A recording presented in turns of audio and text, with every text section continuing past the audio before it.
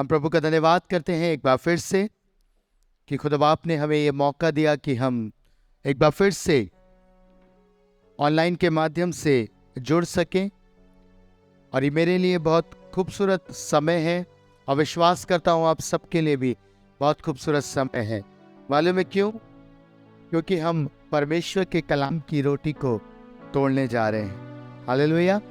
और जब हम परमेश्वर की बातों पे मन लगाते, परमेश्वर के कलाम की चर्चा करते हैं, प्रियो, वचन बताता है कि हमारे जीवन पर यीशु मसीह रिवील होते हैं। हालेलुया।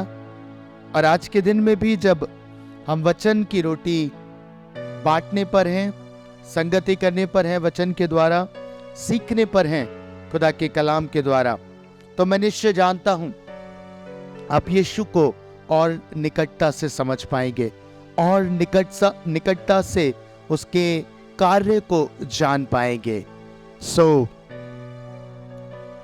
समय होगा हम परमेश्वर के वचन में चलेंगे। और आज का वचन जो खुदा ने मुझे दिया वो पाया जाता है यहोशू उसके 7 अध्याय को जब हम पढ़ेंगे। मैं आपके बीच में कुछ पदों को रख रहा हूं। 7 अध्याय के पहले पद से लिखा है, परंतु इस्राएलियों ने अर्पण की वस्तु के विषय में विश्वासघात किया, अर्थात यहूदा गोत्र का अकान जो जेरावंशी जब्दी का पोता और कर्मी का पुत्र था, उसने अर्पण की वस्तुओं में से कुछ ले लिया। इस कारण यहोवा का कोप इस्राएलियों पर भड़क उठा। आपको मालूम है, आप सबने इन वचनों को पढ़ा होगा। आप सबने पढ़ा होगा कि अकान ने एक पाप किया था। अगर आप थोड़ा सा पीछे चलेंगे 6 अध्याय और उसके 18 पद को पढ़ेंगे तो वहां लिखा है, और तुम अर्पण की हुई वस्तुओं से सावधानी से अपने आप को अलग रखो। ऐसा ना हो कि अर्पण की वस्तु ठहराकर बाद में उसी अर्पण की वस्तु में से कुछ ले लो और इस प्रकार इजरायली छावनी को भ्रष्ट करके उसे कष्ट में डाल दो। बाइबल बताती है कि परमेश्वर ने यह आज्ञा, एक कमांडमेंट दिया था इजरायलियों को। जब वो यरीहो को जीतने पर थे तो परमेश्वर ने कहा था कि जो कुछ वहां होगा, चाहे गाय, बैल, बछड़े जो भी हो, मनुष्य, सब कुर्बान कर दिए जाएंगे, सब अर्पण कर दिए जाएंगे। और परमेश्वर ने कहा था जो सोना चांदी जो भी होगा वो परमेश्वर के भवन में अर्पण किया जाएगा। इसलिए परमेश्वर ने कहा था कि तुम अर्पण की वस्तुओं से अपने आप को सावधान रखना, उससे अलग रहना। जब यरीहो को इजरायली जीत लेते हैं, इजरायली यरीहो पे कब्जा कर लेते हैं, तो बाइबल में ऐसा लिखा है कि वो अर्पण कर देते हैं सब कुछ परमेश्वर को। पर अकान, जिसके विषय में आज मैं बात करूंगा, बाइबल बताती है कि अकान ने पाप किया। इसने पाप क्या किया? इसे कुछ वस्तुएं यरीहो में मिली, और जो वस्तुएं इसे यरीहो में मिली, एक सुंदर ओढ़ना था, 200 शेकेल चांदी था, 50 शेकेल सोने की एक ईंट इसे देख पड़ी। और इसने क्या किया? इसने उन वस्तुओं को अपने डेरे में रख लिया। और बाइबल बताती है कि परमेश्वर का क्रोध भड़क उठा। और जब इजरायली ए नगर को जीतने के लिए जाते हैं तो बाइबल में ऐसा लिखा है कि ये लोग पीठ दिखाते हैं और ए नगर से हारने लगते हैं। और यहोशू अपने कपड़े फाड़ता है, रोता है, विलाप करता है और परमेश्वर की दुहाई देता है। और परमेश्वर यहोशू से बात करते हैं और कहते हैं कि तू क्यों रो रहा है, क्यों मेरी दुहाई दे रहा है? इजरायलियों ने पाप किया है और इस कारण से तुम हार गए हो।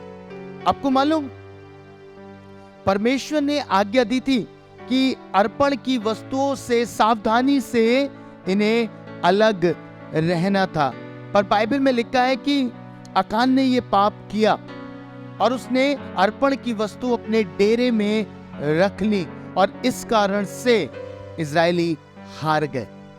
मैं आज आपको बताना चाहता हूं प्रियो कई बार हमारे जीवन में भी ऐसा ही होता है।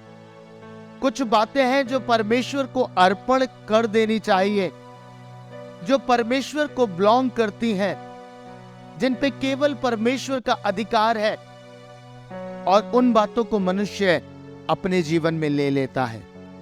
आज इन बातों पे चर्चा करेंगे। आपको मालूम है, पहली चीज है जो हमें परमेश्वर को अर्पण करनी चाहिए, जो परमेश्वर के ऑनर के लिए है, और वो है परमेश्वर की महिमा। पहली चीज है, परमेश्वर के वचन में लिखा है, परमेश्वर अपनी महिमा किसी को नहीं देते, है ना। और मनुष्य क्या गलती करता है? मनुष्य बहुत बार परमेश्वर की महिमा को ले लेता है। होता है ना, कई बार बहुत सारे जीवन अपनी बड़ाई मारते हैं, अपनी महिमा चाहते हैं, है ना। कुछ बड़ा काम हो गया, उनके प्रार्थना करने के द्वारा कुछ हो गया अच्छा काम, तो क्या करते हैं? हम अपनी डींग मारने लगते हैं। मनुष्य बहुत सारी डींगे वो मारता रहता है। मालूम है, मैंने प्रार्थना करी, ऐसा हो गया, मैंने ऐसा करा, ऐसा हो गया, मेरे वास से ऐसा हो गया। आप समझ रहे हैं? परमेश्वर कह रहा है महिमा केवल परमेश्वर की है। चाहे कितना भी बड़ा मिरेकल हो, चाहे कितना भी बड़ा आश्चर्य कर्म हो जाए, कुछ भी हो जाए, परमेश्वर को महिमा आपको देनी है। और मनुष्य ये गलती करता है। आपको मालूम है, बाइबल के अंदर जब आप पढ़ेंगे तो बहुत जगह पे आपको मिलेगा। राजा हिजकिय्याह के विषय में हमने पढ़ा है। आपको मालूम है परमेश्वर ने कितना बड़ा काम हिजकिय्याह के जीवन में किया, है ना। हिजकिय्याह को एक रोग हो गया था, वो मरने पर था, और परमेश्वर ने दया दिखाकर, तरस दिखाकर उसकी आयु को बढ़ाया। पर जब आप वचन को पढ़ेंगे, दूसरा इतिहास उसके 32 अध्याय उसके 24 से और 26 पद को जब आप पढ़ेंगे तो वहां लिखा है, उन दिनों हिजकिय्याह ऐसा रोगी हुआ कि वह मरने पर था। तब उसने यहोवा से प्रार्थना की और उसने उससे बातें करके उसके लिए एक चिन्ह दिया। परंतु हिजकिय्याह ने उस उपकार का बदला ना दिया, क्योंकि उसका मन फूल उठा था। इस कारण उसका कोप उस पर और यहूदा और यरूशलेम पर भड़का। आपको मालूम है हिजकिय्याह ने क्या किया? जब परमेश्वर ने इसके ऊपर दया दिखाई, इसकी आयु को बढ़ाया और ये भला चंगा हो गया, तो बाइबल में लिखा है कि कुछ बेबीलोन से दूत इसके पास आते हैं, विजिट करते हैं, है ना। इसकी चर्चा सुन के आए थे कि कैसे इसका रोग अच्छा हो गया। वो दरअसल ये जांचने आए थे। और आपको मालूम है, जब वो इसके जगह पे आते हैं, इसके भवन में आते हैं, तो हिजकिय्याह उसने हर एक चीज दिखाता है। अपने भवन की सुंदर से सुंदर वस्तुएं दिखाता है, सोने जवाहरात सब कुछ उस पे प्रकट कर देता है, उन लोगों पे प्रकट कर देता है। पर पता है, जिस उद्देश्य से वो आए थे, जिन मुख्य बात को वो जानने आए थे कि हिजकिय्याह कैसे बच गया, हिजकिय्याह कैसे रोग से बच गया, पता है इसने उस बात को प्रकट नहीं किया। इसने परमेश्वर को ऑनर नहीं दिया, इसने परमेश्वर की महिमा नहीं करी। बाइबल में लिखा उसका मन फूल उठा, है ना। फूल कैसे उठा होगा आप समझ सकते हैं। ओ, मैंने प्रार्थना करी, परमेश्वर ने मुझे और ज्यादा बढ़ा दिया, मेरी आयु को बढ़ा दिया, मन फूल उठा, घमंड आ गया इसके भीतर। बाइबल में लिखा है कि परमेश्वर का कोप भड़क उठा। प्रियो, कई बार आपको नहीं लगता हमारे साथ ऐसा होता है? जो बातें परमेश्वर की हैं हम उसको अर्पण नहीं करते और अपने डेरे में रख लेते हैं, है ना। हमारी महिमा हो जाए, हमें ऑनर मिल जाए, मनुष्य को ऑनर मिल जाए, ऐसा ही होता है ना। पहली चीज परमेश्वर कह रहा है, जो अर्पण की हुई वस्तु है उसे अपने पास नहीं रखना है ना। परमेश्वर की महिमा परमेश्वर को बिलोंग करती है और आपको उसी को अर्पण करना है ना। आपको उसे अपने डेरे में नहीं रखना है। जबकि आप अब्राहम के जीवन को देखेंगे, अब्राहम जब युद्ध से लौट के आता है उत्पत्ति 14 अध्याय में, और उसके 18 से 24 पद को जब आप पढ़ेंगे तो वहां लिखा है कि वो परमेश्वर का ऑनर करता है। राजा की सारी चीजों को वो इनकार कर देता है, कहता है तू अपनी चीज अपने पास रख, नहीं तो तू ये कहेगा कि अब्राहम मेरे ही कारण से धनी हो गया। हालेलुया। वो बताता है कि उसको बढ़ाने वाला उसका खुदावंद है, उसको बढ़ाने वाला उसका परमेश्वर है, और उसी के द्वारा आज अब्राहम जो कुछ भी है उसी के द्वारा है। वो प्रकट करता है आपको मालूम है, क्योंकि वो जानता था कि महिमा केवल और केवल परमेश्वर की है, इसलिए उसने अपनी महिमा नहीं ली। पर आज हमारे साथ उल्टा ही है, हम हर छोटी बड़ी चीज में अपनी महिमा चाहते हैं ना? हाँ, बिल्कुल सत्य है। बहुत सारे लोग हैं जो जब किसी को गवाही देने के लिए प्रेरित करते हैं ना, तो वो कहते हैं बताना, मेरा नाम लेना कि मैंने प्रार्थना करी थी। करते है ना? यस, बहुत सारे जीवन करते हैं। बताना, मैंने हाथ रख के प्रार्थना करी, वो भाई गिर गया, पवित्र आत्मा का दान उससे मिल गया। क्या आप ऐसे हैं? क्या आपके द्वारा ये सारे काम होते हैं? हमारी ये योग्यता भी नहीं प्रियो कि हम किसी बुखार वाले व्यक्ति को भी चंगा कर दें, अगर परमेश्वर अपना हाथ ना बढ़ाए। बड़े बड़े आश्चर्य कर्मों की तो बात ही अलग है ना? कि लकवे के रोगी चलने लगे, मृतक जी उठे, ये तो बहुत आगे की बात है। हम एक बुखार को भी ठीक नहीं कर सकते अगर परमेश्वर अपने हाथ को ना बढ़ाए। प्रभु के वचन में क्या लिखा है? उसी के कोड़े खाने से हम चंगे हुए हैं। हालेलुया। किसके द्वारा? यीशु के द्वारा। यीशु मसीह के द्वारा हमने चंगाई को पाया है। उसी के सामर्थ है, उसी की महिमा है और उसी को हमें देनी है। इसलिए प्रभु बार बार कहते हैं वो अपनी महिमा किसी को नहीं देता। रोमियो उसका 1 अध्याय और उसके 20 पद को, रोमियो उसका 1 अध्याय और उसके 20 पद में बहुत खूबसूरत बात लिखी है। रोमियो 1 का 20 और उसके 20 से 23 पद में देखेंगे, लिखा है, इस कारण कि परमेश्वर को जानने पर भी उन्होंने परमेश्वर के योग्य बड़ाई और धन्यवाद ना किया, परंतु व्यर्थ विचार करने लगे, यहाँ तक कि उनका निर्बुद्धि मन अंधेरा हो गया। वे अपने आप को बुद्धिमान जताकर मूर्ख बन गए। हालेलुया। क्या लिखा है? अपने आप को बुद्धिमान जताकर मूर्ख बन गए। आज होता है ना, बहुत बुद्धिमान बनते हैं, है ना? इतनी मिलावट कर देते हैं, किसी व्यक्ति को प्रेरित करने के लिए इन्फ्लुएंस करते हैं कि नहीं ऐसा करना ऐसा करना, बहुत बुद्धिमान समझते हैं। बाइबल में लिखा है वो अपने आप को बुद्धिमान समझकर मूर्ख बन गए। और आगे लिखा है, और अविनाशी परमेश्वर की महिमा को नाशवान मनुष्य और पक्षियों और चौपाइयों और रेंगने वाले जंतुओं की मूरत की समानता में बदल डाला। परमेश्वर कह रहा है, परमेश्वर का कलाम कह रहा है कि वो अपने आप को बुद्धिमान समझते थे और उनका मन अंधेरा हो गया था, इसलिए उन्होंने परमेश्वर की महिमा को बदल डाला। है ना? हम क्या करते हैं? हम यही करते हैं। परमेश्वर को जो महिमा देनी है हम किसी और वस्तुओं को दे रहे हैं, है ना? या तो मनुष्य खुद उसे रख लेता है या फिर वो किसी और वस्तु को उसकी महिमा दे देता है, और परमेश्वर इस बात से घृणा करते हैं। हालेलुया। समझ रहे? परमेश्वर इस बात से घृणा करते हैं। परमेश्वर कहते हैं मेरी महिमा केवल मुझे मिलनी चाहिए। सो आगे से याद रखें, पहली चीज है ये अर्पण की वस्तु है, परमेश्वर को अर्पण होना है और आपको अपने डेरे में कुछ भी नहीं रखना है। यस, आपका भी ऑनर होगा, परमेश्वर करेंगे ना, परमेश्वर को करने दीजिए आपको ऑनर। प्रभु कहता है मैं अपनी महिमा में से तुमको दूंगा। यस, परमेश्वर देंगे आपको। अगर आप उसको ऑनर देंगे, अगर आप उसकी महिमा करेंगे तो परमेश्वर उस महिमा में से आपको देगा।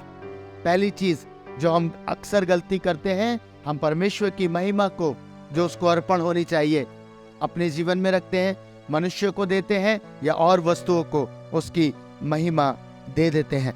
दूसरी बात, दूसरी इंपॉर्टेंट चीज जो परमेश्वर को अर्पण कर देनी चाहिए, जो छोड़ देनी चाहिए, जो परमेश्वर के ऊपर कुर्बान कर देनी चाहिए, हम उसे अपने जीवन में रखते हैं। आप समझ रहे हैं? इसने क्या किया? इसने सारी वस्तुएं जो अर्पण की थी अपने डेरे में रख लिया कान ने। और हम भी यही करते हैं। पता है क्या? हम बहुत से पापों को, बहुत सी बातों को अपने डेरे में रखते हैं, है ना? जबकि परमेश्वर हमसे पुकार के कहता आओ हम आपस में वाद विवाद करें, तुम्हारे पाप चाहे अर्गवानी रंग के हो चाहे लाल रंग के हो, वो हिम के नाई श्वेत हो जाएंगे। परमेश्वर कह रहे हैं। पर क्या हम वाद विवाद करते? क्या हम परमेश्वर को अपने पाप देते हैं? लॉर्ड, मैं इन्हें बेयर नहीं कर सकता, परमेश्वर मैं उठा नहीं सकता, इस गिल्ट को मैं नहीं झेल सकता। मैं इस पाप के साथ अपने जीवन का नाश कर रहा हूं, पर पता है हम छोड़ते नहीं है, हम परमेश्वर को नहीं देते। आपको मालूम है बाइबल में क्या लिखा है? यूहन्ना रचित सुसमाचार उसका पहला अध्याय उसका 29 पद, परमेश्वर का कलाम क्या कहता है? दूसरे दिन उसने यीशु को अपनी ओर आते देखकर कहा, देखो ये परमेश्वर का मेमना है जो जगत का पाप उठा ले जाता है।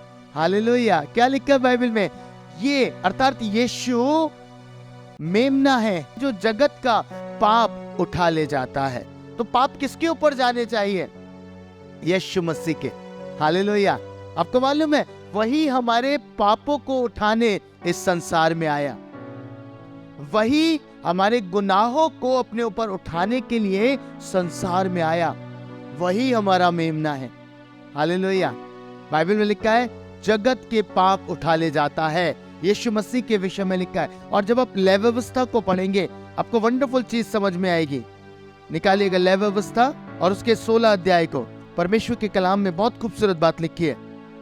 16 अध्याय और उसके 20 से 22 पद को जब आप देखेंगे, लिखा है जब वे पवित्र स्थान और मिलाप वाले तंबू और वेदी के लिए प्रायश्चित कर चुके, तब जीवित बकरे को आगे ले आए और हारून अपने दोनों हाथों को जीवित बकरे पर रखकर इजरायलियों के सब अधर्म के कामों और उनके सब अपराधों अर्थात उनके सारे पापों को अंगीकार करे और उनको बकरे के सिर पर धरकर उसको किसी मनुष्य के हाथ जो इस काम के लिए तैयार हो जंगल में भेज के छुड़वा दे। क्या लिखा बाइबल के अंदर? ये एक रीति थी। क्या करना होता था? याजकों को हाथ रखने होते थे बकरे के सर के ऊपर और अपने सारे पापों को अंगीकार करना होता था, अपने सारे पापों को उसके ऊपर लाद देना होता था और उस बकरे को कहां छोड़ दिया जाता था? जंगल में। आपको मालूम है ये चित्रण है यीशु मसीह का। आपके सारे पापों को यीशु ने उठाया है ना, और वो छावनी के बाहर सूली पे चढ़ा दिया गया। बाइबल ऐसा बताती है वो हमारे अधर्म के कामों के कारण घायल किया गया, हमारे पापों के कारण उसमें ताड़ना पड़ी। बाइबल में ऐसा लिखा है वही वो बकरा था जो हमारे पापों को उठा के जंगल में ले गया। हालेलुया। यीशु के विषय में यही लिखा है बाइबल में कि वो मेमना है जो जगत के पापों को उठा ले जाता है। क्यों आप अपने पापों को अपने जीवन में रखे हुए हैं? क्यों आपने अब तक उन्हें छोड़ा नहीं है? क्यों आपने अब तक यीशु के ऊपर उन पापों को नहीं दे दिया? आपको मालूम है जितना अधिक समय पाप आपकी लाइफ में रहेगा ये उतना ट्रबल आपको देगा, उतनी परेशानियां आपको होंगी। आकान ने उन वस्तुओं को अपने डेरे में रखा और बाइबल में लिखा मालूम है कितना बड़ा ट्रबल ना सिर्फ उसे हुआ वरन उसके परिवार को भी हुआ। बाइबल में लिखा है कि परमेश्वर ने कहा कि सबका नाश कर दिया जाए और उसे एक तराई थी वहां पे, आकोर की तराई में उसे डाल दिया गया। बाइबल में ऐसा लिखा, यस, आकोर की तराई उस जगह का नाम पड़ा जिस जगह पे आकान और उसके परिवार को डाल दिया गया। आकोर उस जगह का नाम पड़ा, अर्थात कष्ट देने वाली तराई। आप समझ रहे, जितने समय आप अपने पाप को होल्ड करे रहेंगे उतना आपकी परेशानी बढ़ जाएगी। परमेश्वर कह रहे दे दो ना यीशु को, दे दो ना यीशु को। प्रभु से कहो प्रभु मेरे पाप ले ले, मेरे जीवन से अलग कर इन्हें, ये गुनाह की बातें मेरे जीवन से अलग कर, व्यर्थ की बातें मेरे जीवन से अलग कर, सब उठा ले परमेश्वर। अब पता है यीशु आपके गुनाहों को उठा लेगा। हालेलुया। आप अपनी लाइफ में रखे रहेंगे, आप प्रताड़ित होंगे, आप दुख से गुजरेंगे, आप तकलीफों से गुजरेंगे, है ना। मैंने एक बार एक इलस्ट्रेशन आपको शेयर किया था। एक क्लास में एक प्रोफेसर थे, उन्होंने एक ग्लास को होल्ड किया और उसमें पानी भरा हुआ था और उन्होंने होल्ड करके बच्चों से पूछा कि तुम्हें क्या समझ में आता है। मालूम है उसने कुछ ने उन्हें आंसर किया, ग्लास आधा भरा हुआ है, कुछ ने कहा आधा खाली है। मालूम उन्होंने क्या सिखाया? उन्होंने कहा मैं आपसे ये नहीं पूछ रहा मैं आपको एक बात समझाना चाहता हूं। ये ग्लास अगर मैं 2 मिनट पकड़ता हूं तो कुछ नहीं होगा, है ना। 15 मिनट पकड़ता हूं कुछ नहीं होगा, आधा घंटा पकड़ता हूं दर्द होना शुरू हो जाएगा, है ना। 1 घंटा पकड़ता हूं और पीड़ा बढ़ जाएगी, और अगर मैं इसे कुछ और घंटे पकड़ के रखता हूं, होल्ड करे रहूंगा, तो मालूम है क्या होगा, मेरा हाथ पैरालाइज भी हो सकता है। उन्होंने कहा मैं तुमको सिखाना चाहता हूं, आप जितनी चीजें अपने पास अधिक समय के लिए रखेंगे उतना बड़ा नुकसान आपका हो जाएगा। व्यर्थ बातें, व्यर्थ पाप, गुनाह, सारी चीजें अगर आप होल्ड करे रहेंगे तो आप बड़ा नुकसान उठाएंगे। इसलिए प्रभु कह रहा है अपने पाप मुझे दे दो। हालेलुया। परमेश्वर के वचन में लिखा है लूका रचित सुसमाचार में कि अपनी भीतर वाली वस्तुएं दान कर दो, है ना। अकान ने कहा छुपा के रखा था, परमेश्वर के वचन में लिखा है, जब आप पढ़ेंगे उसने कहा और सबसे नीचे क्या है, पढ़िएगा इसे। अगर आप पढ़ेंगे 7 अध्याय को, इसके 21 पद में लिखा है कि जब मुझे लूट में शिनार देश का एक सुंदर ओढ़ना और 200 शेकेल चांदी और 50 शेकेल सोने की एक ईंट देख पड़ी, तब मैंने उनका लालच करके उन्हें रख लिया। वे मेरे डेरे के भीतर भूमि में गड़े हैं और सब के नीचे चांदी है। कहा था डेरे में, भीतर, है ना। हमारे भी भीतर बहुत सारी बातें पाई जाती हैं, बहुत सारे पाप पाए जाते हैं, बहुत सारी अभिलाषाएं पाई जाती हैं, और मालूम है लालच करके रख के बैठे, है ना। कुछ ऐसी बातें जिनका हम लालच करते हैं। परमेश्वर कह रहा है दे दे मुझे, पर हम छोड़ना नहीं चाहते, है ना। परमेश्वर कह रहा है दे मुझे, परमेश्वर से हम कहते हैं प्रभु नहीं, रहने दो ना, ये रहने दो, ये दूर हो गया ना तो मेरी लाइफ बड़ी ट्रबल में आ जाएगी। आपको नहीं मालूम, आपकी ट्रबल तभी आरंभ होगा जब आप उसे पकड़े रहेंगे। होता है ना, हम बड़े बड़े पापों को तो छोड़ देते हैं, प्रभु हाँ ले ले ले ले, पर कुछ छोटी सी चीजें हैं जो हम होल्ड करे रहते हैं। बाइबल में क्या लिखा है, श्रेष्ठ गीत 2:15 में लिखा है छोटी लोमड़ियां दाग की बारी को बिगाड़ देती हैं। आपको मालूम है आपके छोटे छोटे पाप, छोटी छोटी चीजें आपकी दाग की बारी को, अर्थात आपकी सेवा को, आपके जीवन को खराब करती हैं, और जितने समय आप उनको रखे रहेंगे उतना बड़ा नुकसान आप अपनी लाइफ में झेलेंगे। Hallelujah, hallelujah. समझ में आ रही है मेरी बात। आपको मालूम है आप अगर ऐसी गलतियां कर रहे हैं, आप परमेश्वर की महिमा परमेश्वर को नहीं दे रहे हैं, अपने पापों को अपने आप ही होल्ड करे हुए हैं, तो पता है आप क्रोध के भीतर हैं। बाइबल में लिखा है यहोशू के 7 अध्याय 10 से 12 पद के बीच में, पता है खूबसूरत बात है, सुनिएगा। क्यों आपकी लाइफ के ऊपर तकलीफ है, क्यों आपके ऊपर बीमारियां हैं, क्यों आपके ऊपर परेशानियां हैं, क्यों तंगहाली है, क्यों कर्जा है। पता है क्या लिखा है बाइबल में, लिखा है यहोवा ने यहोशू से कहा उठ खड़ा हो जा, तो क्यों इस भांति मुंह के बल पृथ्वी पर पड़ा है। इजराइलियों ने पाप किया है, और जो वाचा मैंने उनसे अपने साथ बंधाई थी उसको उन्होंने तोड़ दिया है। उन्होंने अर्पण की वस्तुओं में से ले लिया, वरन चोरी भी की और छल करके उसको अपने सामान में रख लिया है। इस कारण इजरायली अपने शत्रुओं के सामने खड़े नहीं रह सकते, वे अपने शत्रुओं को पीठ दिखाते हैं। हालेलुया। आप अपने शत्रुओं के सामने क्यों नहीं खड़े हो पा रहे? आपको मालूम है परमेश्वर या इजरायली की बात कर रहे हैं। परमेश्वर अकान को संबोधित नहीं कर रहे, परमेश्वर संपूर्ण इजराइल की बात कर रहे हैं। भले ही एक ने पाप किया हो, भले एक ने ये गलती करी हो, और उसका भुगतान हो सकता है हमारा परिवार भुगत रहा हो सकता है हमारे लोग भुगत रहे हो सकता है पूरी कलीसिया भुगत रही हो। परमेश्वर कह रहा है तुम अपने शत्रुओं के सामने खड़े नहीं रह पा रहे। क्यों? क्योंकि तुमने पाप किया है, तुमने मेरी महिमा किसी और को दी, तुमने अपने डेरे में अपने पापों को रख के रखा है, और इस कारण से ये गलती हो रही है। हालेलुया। इसलिए बीमारी जो शत्रु के समान है, तकलीफ, कर्जा, ये सारी चीजें शत्रु के समान है, और इनके सामने आप ठहर नहीं पा रहे। प्रभु कह रहा है, सुनिएगा दोबारा से, इस कारण इजरायली अपने शत्रुओं के सामने खड़े नहीं रह सकते, वे अपने शत्रुओं को पीठ दिखाते हैं, इसलिए कि वे आप अर्पण की वस्तु बन गए हैं। हालेलुया। अब अर्पण की वस्तु रख ली, तो वो आप ही अर्पण की वस्तु बन गए। हालेलुया, गंभीर बात है।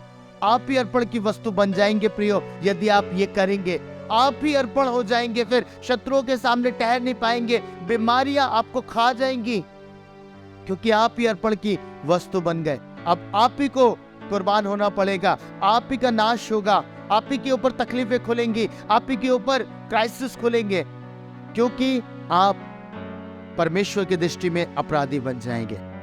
हालेलुया, इसलिए कह रहा हूं। पर पता है, एक खूबसूरत बात आपको बताऊंगा, खूबसूरत बात आपसे बांटूंगा, और परमेश्वर में आप आनंदित हो जाएंगे।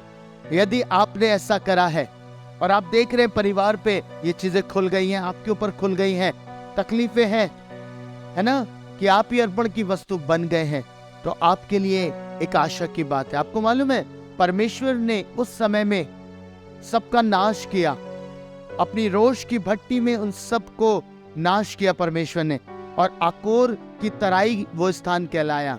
और आपको मालूम है, आज आपके पास एक आशा है, एक अद्भुत आशा है, और वो अद्भुत आशा परमेश्वर आपको देते हैं। मालूम है, होशे नबी की पुस्तक को जब आप पढ़ेंगे, उसके 2 अध्याय उसके 14 पद में लिखा है, इसलिए देखो मैं उसे मोहित करके जंगल में ले जाऊंगा और वहां उससे शांति की बातें कहूंगा। परमेश्वर कह रहा है, मैं उससे इंप्रेस करके, उसको मोहित करके जंगल में ले जाऊंगा, वहां शांति की बातें कहूंगा। और शांति की बात क्या है? 15 पद में लिखा है, वहीं मैं उसको दाख की बारियां दूंगा, आकोर की तराई को आशा का द्वार कर दूंगा, और वहां वह मुझसे ऐसी बातें कहेगा जैसे अपनी जवानी के दिनों में, अर्थात मिस्र देश से चले आने के समय कहते थे। हालेलुया, परमेश्वर क्या कह रहा है? मैं आकोर की तराई को आशा का द्वार कर दूंगा। वहां नाश किया गया था, पर जब आप रिपेंट कर लेंगे, जब आप प्रभु को अपने जीवन में बुलाएंगे, अपने पापों को छोड़ देंगे और परमेश्वर को महिमा देना आरंभ करेंगे, परमेश्वर कह रहे हैं, मैं आशा का द्वार कर दूंगा। हालेलुया, आपको दाख की बारियां परमेश्वर दे देगा, आपकी सेवकाई आपको लौटा देगा। जब आप कुर्बान कर देंगे, लॉर्ड के सामने रिपेंट करेंगे, अंगीकार कर देंगे, लॉर्ड मुझसे गलती हो गई, मैंने आपकी महिमा जो आपको देनी चाहिए थी, मैंने व्यर्थ वस्तुओं को दी, मैंने मनुष्यों को दी, प्रभु स्वयं ले ली। अब मैं अंगीकार करता, रिपेंट करता, प्रभु अपने पापों को छोड़ देता, अपने छोटे छोटे पापों को मैं त्यागता, परमेश्वर अर्पण करता हूं आपके सामने। पता है, परमेश्वर कह रहा है, तब परमेश्वर आपके लिए आशा का द्वार खोल देगा और आपसे शांति की बातें करेगा, और आप वैसे हो जाएंगे जैसे मिस्र के समय इजरायली निकल के आए थे, आनंद के साथ, खुशियां मनाते हुए, ढप बजाते हुए, खुशी के साथ वो वहां से निकल आए थे। हालेलुया, परमेश्वर ऐसा आपके लिए कर देगा। मैंने इस जब बात को पढ़ा, आकोर की तराई कष्ट की तराई थी, पर परमेश्वर कह रहा है, मैं उसे आशा का द्वार करूंगा, अर्थात परमेश्वर आपको ब्लेस करेगा, परमेश्वर आपको आशीष देगा। अगर आपसे अकान के समान पाप हो गया, अकान के समान आपका भी जीवन आज के दिन तक पाया जाता है, तो आज आपके पास समय है रिपेंट करने का। आज आपके पास मौका है कि आप परमेश्वर के सामने आकर रिपेंट करें, अंगीकार करें, लॉर्ड मुझसे गलतियां हो गई, मुझसे गुनाह हो गया, मुझे आप माफ कर दीजिए। पता है, परमेश्वर आपको माफ करेगा। वो खुदा दयालु परमेश्वर है, वो दयालु परमेश्वर है, वो दया करता है। परमेश्वर के कलाम में क्या लिखा है? मैं दया से प्रसन्न होता हूं। मैं नहीं चाहता कोई नाश हो, वरन मैं ये चाहता हूं सब उद्धार पाए। आपका परमेश्वर इतना प्रेम करता है आपके उद्धार पाने के कारण से कि आप उद्धार पाओ, अपने पुत्र को इस संसार में भेजा। कौन छोड़ सकता है अपने पुत्र को? क्या आप छोड़ सकते हैं? अगर मैं आपसे बात करूं, अगर मैं आपसे कहूं कि आप अपने पुत्र को छोड़ दो, कुर्बान होने के लिए दे दो, तो क्या आप छोड़ देंगे? नहीं छोड़ सकते, है ना? पर परमेश्वर पिता ने आपके लिए छोड़ा, उसे कुर्बान होने दिया। हमने अभी गुड फ्राइडे मनाया ना, बीते समय में हमने उस वाणियों को सुना, 7 कलमों को हमने सुना, पीड़ा को देखा यीशु की, है ना? कितनी पीड़ा उसने सही, किसके लिए? मेरे और आपके लिए। आज वो मुझसे और आपसे बात कर रहा है, कह रहा है हमें अपने जीवन को परमेश्वर के हाथों में सौंपना है। और जब आप ऐसा कर देंगे, मैं आपको बताना चाहता हूं प्रियो, आप एक आशा में आएंगे, और आशा यह है कि आप अनंत जीवन के वारिस बन जाएंगे। Hallelujah, hallelujah. आज अपने पापों को छोड़ दीजिए, उस मेमने के ऊपर अपने अपराधों को लाद दीजिए, भीतर वाली वस्तुओं का दान करिए। दान का मतलब है स्वेच्छा से कोई चीज दे दी, आप कुर्बान कर दीजिए, उन पापों को दे दीजिए परमेश्वर को। कहिए प्रभु बहुत इन्होंने सताया है, मैं तुझे देता हूं, मेरे जीवन से ले ले। जब आप क्रूस पर देखते ना यीशु को, आपको मालूम है कितना बड़ा भार था। इतनी पीड़ा उसे उन जख्मों से नहीं हुई, इतनी पीड़ा उसे उन जख्मों से, कोड़ों से नहीं हुई, जितनी पीड़ा उसे उस समय हुई जब पाप के कारण उसके पिता ने उसे छोड़ दिया। बाइबल में लिखा है परमेश्वर की आंखें ऐसी शुद्ध है कि वो पाप को देख नहीं सकती। और आपको मालूम है आपके परमेश्वर प्रभु यीशु ने क्रूस पर आपके सारे पापों को उठाया। हालेलुया, आपके सारे अपराधों को उठा लिया है, और ये बोझ उसके ऊपर है, और उन्हें खुशी खुशी से एक्सेप्ट किया। क्यों आप होल्ड करे हुए, क्यों नहीं छोड़ ले? जब तक आप अंगीकार कर कर उसको नहीं देंगे, जब तक आप कहेंगे नहीं लॉर्ड मैं अपने गुनाहों को आपको देता हूं, मेरे जीवन से न अलग करिए, मैं क्षमा मांगता हूं, रिपेंट करता, अंगीकार करता, तब तक आपकी लाइफ में उसकी ये कुर्बानी कार्यरत नहीं होगी। लेकिन जिस घड़ी आप अंगीकार करेंगे, उस घड़ी पता है उसका लहू, उसका वो कार्य जो उसने कहा क्रूस पे पूरा हुआ, वो आपकी लाइफ में भी पूरा हो जाएगा। हालेलुया। सो आज से अपने जीवन को उसके हाथों में सौंप दीजिए, और उसकी महिमा को उसी को अर्पण कीजिए, अपने पापों को भी उसको दे दीजिए। परमेश्वर आप पे दया करेगा, आपको आशा में लेके आएगा। आइए आज के दिन में अपनी आंखों को बंद करके उस खुदा बाप को पुकारें, उस पिता को पुकारें, उससे कहें परमेश्वर मुझे तेरी जरूरत है। प्रभु बहुत बार ऐसा हुआ है जब मैंने प्रभु आपकी महिमा अपने जीवन में रखी, आपकी महिमा व्यर्थ वस्तुओं को दे दी। परमेश्वर जो ईश्वर नहीं है उन्हें ईश्वर करके माना। हाँ प्रभु, कई बार मैंने ये गलतियां करी, बहुत बार मैंने ये गुनाह किया, और इन पापों को अपने जीवन में रखे रहा प्रभु, होल्ड करे रहा, नहीं छोड़ा, उन बुराइयों को नहीं छोड़ा, उन व्यर्थ बातों को नहीं छोड़ा। पर आज आपने मुझसे बात करी, आज मैं उन्हें छोड़ता हूं। प्रियो, मैं विनती करता इस समय खुदा की उपस्थिति में अपने हर एक गुनाह का अंगीकार करें, पापों का अंगीकार करें, उन्हें छोड़ दें, उस मेमने के ऊपर लाद दें। वो आपके गुनाहों को उठा के ले जाएगा। आज उससे कहें खुदा बाप मुझे तेरी दया चाहिए, मुझे तेरा अनुग्रह चाहिए, मुझे परमेश्वर तेरी क्षमा चाहिए। बहुत भटका, बहुत तकलीफ सही मैंने मेरे परिवार ने प्रभु, हो सकता है मेरे गुनाहों के कारण। कहिए उस पिता से प्रभु हाँ मेरे गुनाहों के कारण ऐसा हुआ, और मैंने बहुत ट्रबल सहा परमेश्वर, बहुत तकलीफें सही, पर आज मैं उन सारी बातों को अपने जीवन से अलग करता हूं। प्रभु मैं प्रार्थना करता आपके लोगों के लिए, मैं विनती करता परमेश्वर अपने लोगों पर दया कर। हाँ प्रभु, यह अकोर की तराई के लिए नहीं है, यह आशा में है परमेश्वर। तूने स्वयं कहा कि तुम मोहित करके इन्हें जंगल में ले जाएगा, तो इन्हें प्रार्थना के जीवन में बढ़ाएगा खुदावन, तो इन्हें आशा के द्वार में लेके आएगा। हाँ प्रभु जी, मैं विनती करता आप इन्हें इनकी दाग की बारियां लौटाएं, आप इनकी सेवा इनको लौटाएं परमेश्वर। हाँ प्रभु, इनके परिवार जो इनकी दाग की बारी के समान ही है प्रभु, वो इनको लौटाएं। पिता, हर एक कष्ट, हर एक पीड़ा इनकी लाइफ से अलग हो जाए। मैं प्रार्थना करता परमेश्वर, जब ये आप पर विश्वास करते, अंगीकार करते, खुदा बाप अपनी दया का हाथ इनके ऊपर बढ़ाइए। यीशु मसीह के नाम में मांगता हूं, आमीन।